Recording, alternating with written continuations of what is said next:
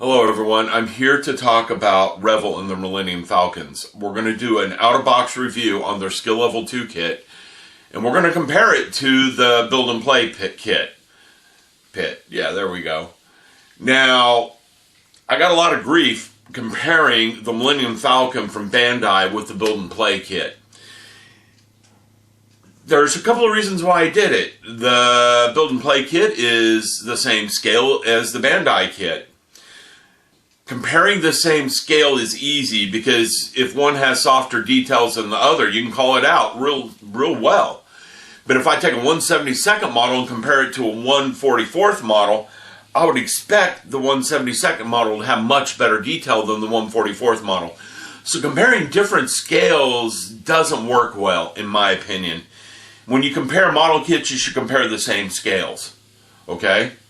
Now, Revell does have 3 Millennium Falcon models out there. The Pocket version, the Skill Level 2, and the Master Series, which is just a repopped fine molds model. And I'm not going to get into that one. We know that is a good model. Revell didn't make it. They're reboxing it, okay?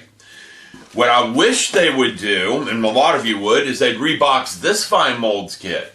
And we're going to talk about why in a little bit. They're never going to, and I'm going to explain that as well. So let me reposition the camera, and let's get started on this. Okay, everyone, you're going to have to ignore the noise in the background. We got some workmen working in the house right now. So, looking at this is the Skill Level 2 Snap Type Max kit. This is the Force Awakens kit. Got the square dish. Okay, it was quite expensive. Hobby Lobby, my local big box hobby shop. Original price was $80. I got it for $47, almost half price. They were pretty much clearing out their Star Wars models. Not the build and plays, but the bigger kits. So I grabbed it.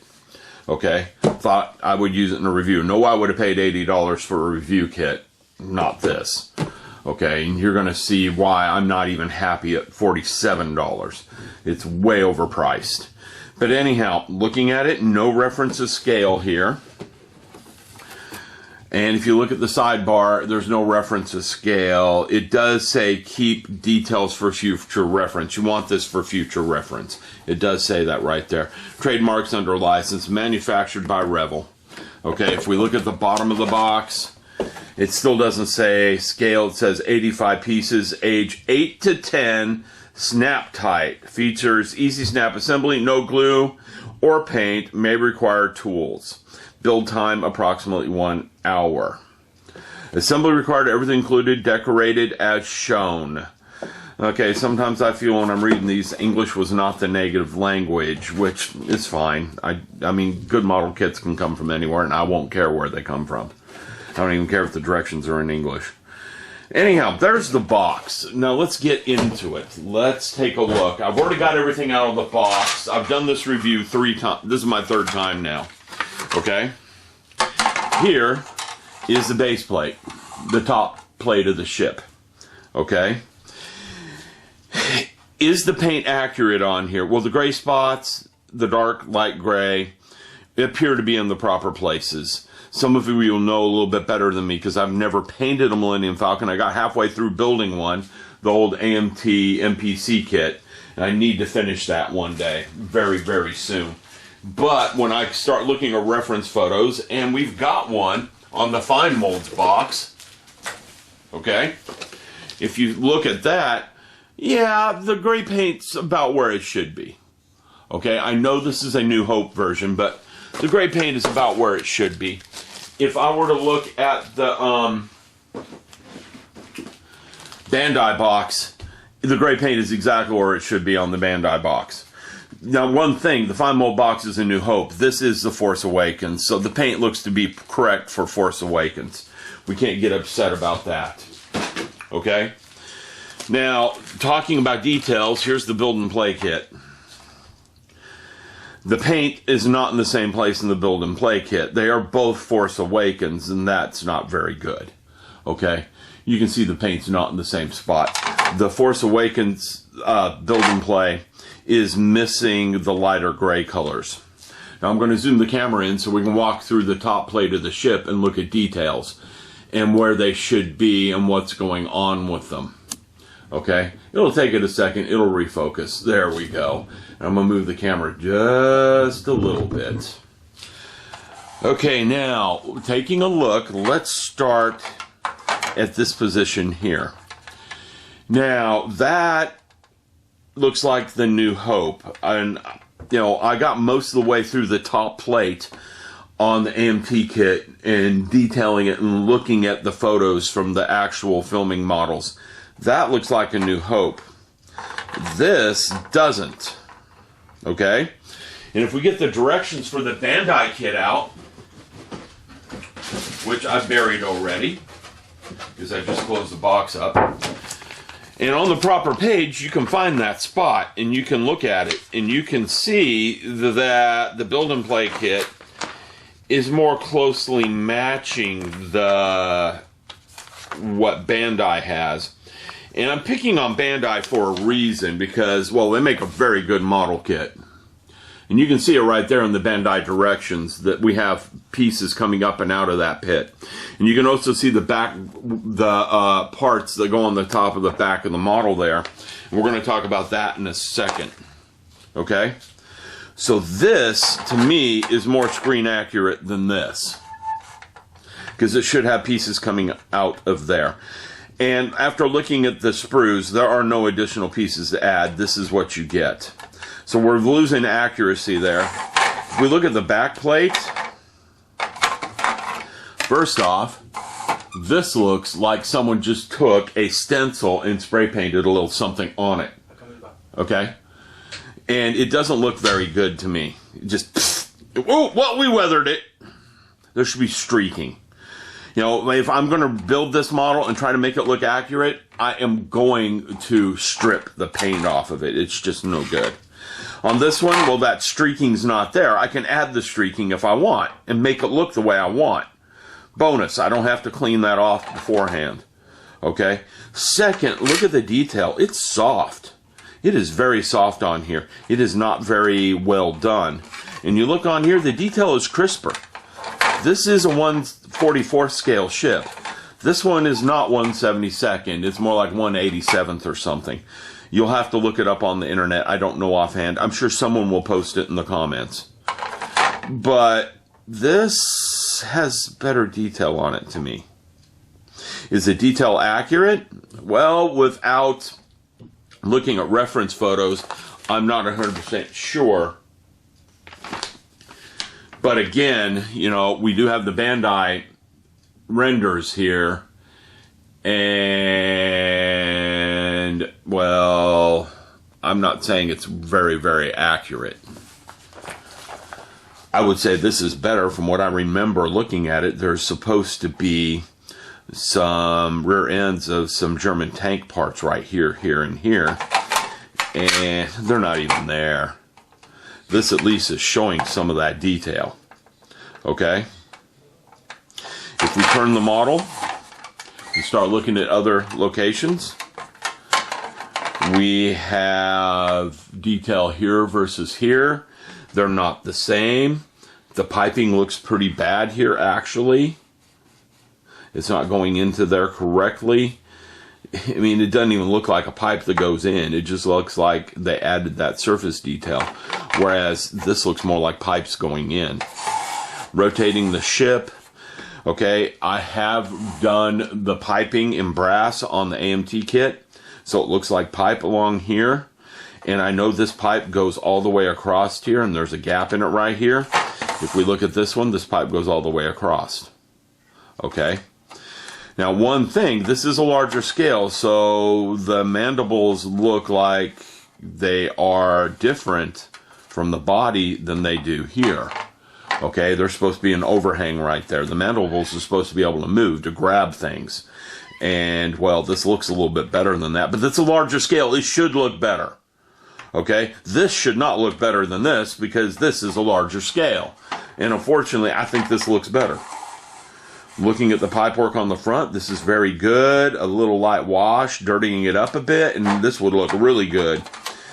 Here, Yeah, we got a little bit different detail here than we do here. We do have better detail here than here, especially here. This is better detailed than this. But, you know, here, let me get them in frame with each other. I hate it when that happens. That's definitely got better detail than this. Okay? We have different detail in this cutout than this one. But running across the top here, the pipework on here looks soft compared to this. This looks more like pipework. The one on the build and play looks more like pipework than that does. And rotating it out, we get over to this position here. This definitely looks better than this does, in my opinion. So right there, that's enough to tell me we're going to get some pretty soft details on the larger kit. Okay? They didn't pay any attention to it, in my opinion. Now, getting into the scale factor, let's talk about scale. Because one of the things that Revell has had a real bad problem with is the sidewall thickness on the Millennium Falcons. It started with the AMT MPC kit, and it's just cascaded across from there. Okay? I know that the build and play kit got the sidewall thickness correct. Reason being is it's the same scale as the Bandai kit. Here's the sprue from the Bandai kit.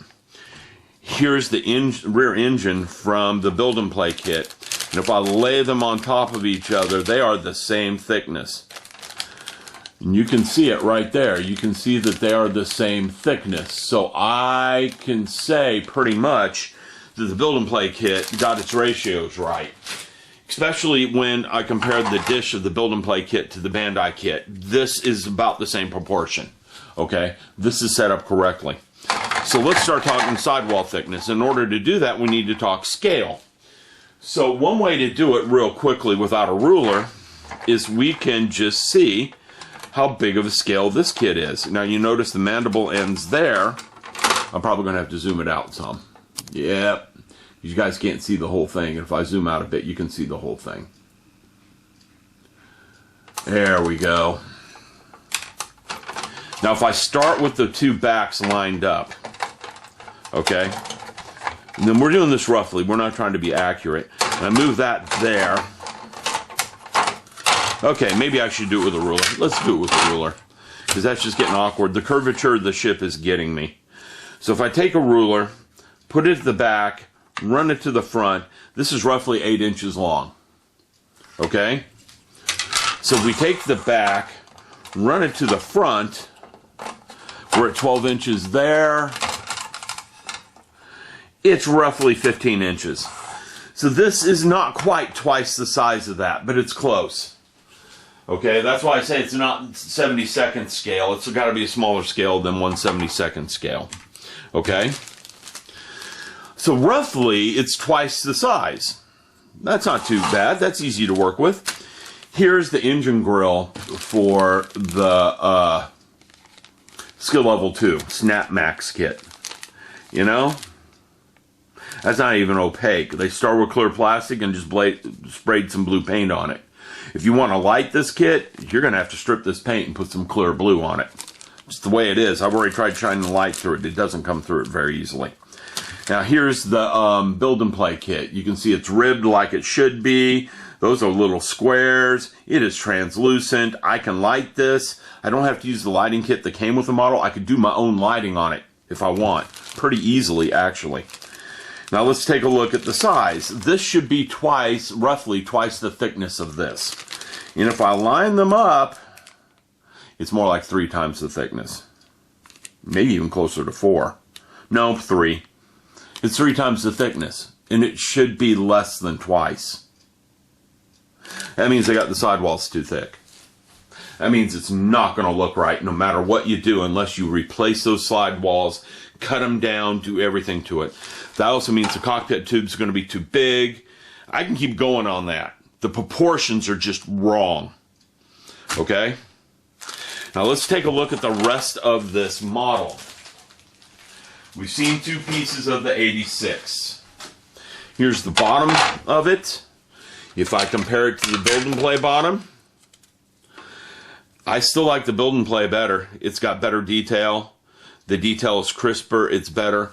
I mean, you can see this part right here fairly well, but you just slap some black wash in there. You know, if I slap some black wash in here, this is going to look like it's got more detail, and it's a smaller scale. I really just don't like that. I really don't like the fact that the smaller scale appears to have better detail. Look back here. These look more like actuators than these do. They're supposed to be actuators to move the flaps back here. Okay? They're missing completely. They're just dotted little dashes on there. All right? So I'm not liking this. Let's start looking through the sprue. Most of you can tell I don't like it. Okay, let's start with this sprue, the one with the cockpit. Okay? Now, does anyone recognize that part? That's the radar dish from A New Hope. Let it sink in for a minute. Any of you figured out what Revell did? They took the New Hope one and just branded it as The Force Awakens. They didn't change anything except for the square radar dish. There is actually a sprue that has a square radar dish on it. I'll show that to you in a minute. You got your landing baffles here. You got your cockpit here. Okay. These are the supports for the runway where people run up and down. Here's the sidewalls.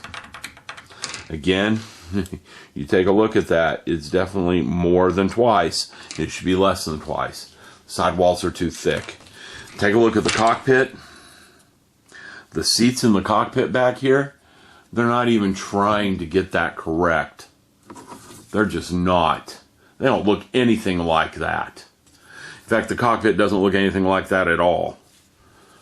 Okay? So this is one sprue, and it's pretty damaging sprue for Revell and the reputation right there. You can't rebox something by putting a dish on it when the model isn't completely the same. Let's take a look at the sidewalls. Here's more sidewalls. The pre-paint, pretty sucky. You can tell they just took a sponge with some black wash and just swiped it down the sides of these to make them look better.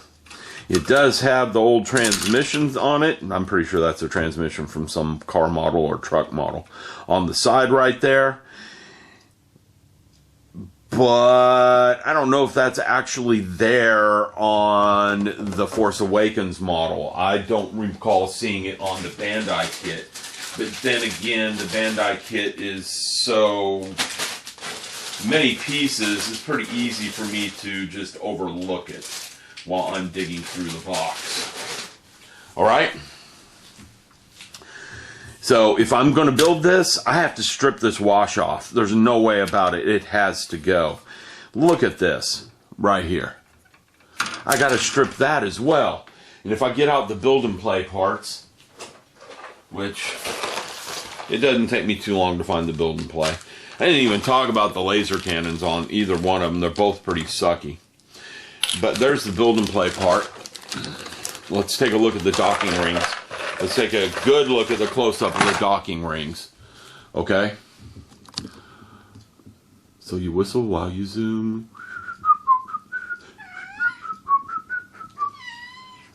Oh, I'm whistling, huh? You like that? So here's one of the docking rings from the build and play. Just put it beside it. Okay?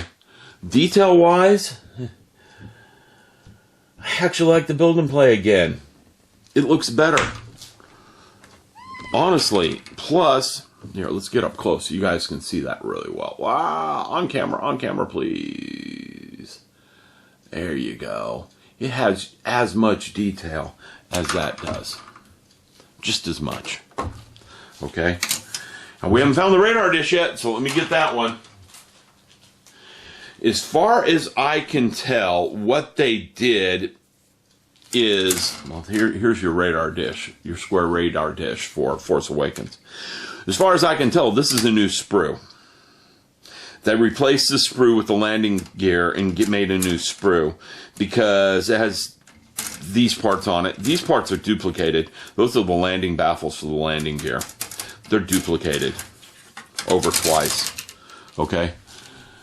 So you can see the landing baffles right there, and you can see the gangway and all sorts of stuff here. So as far as I could tell, what they did is they took the Snap Type Max kit for A New Hope and rebranded it as Force Awakens by putting a square radar dish on it.